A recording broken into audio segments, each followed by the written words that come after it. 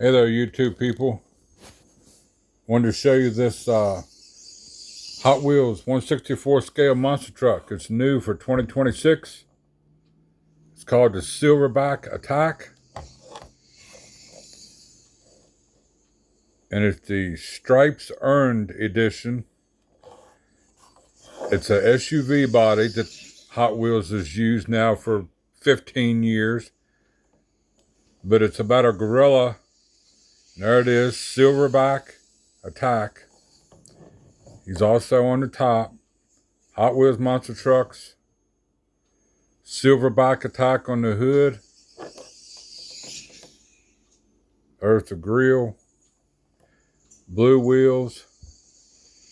And the tires look black here, but they're gray. Yeah, they're coming across black, but they're gray.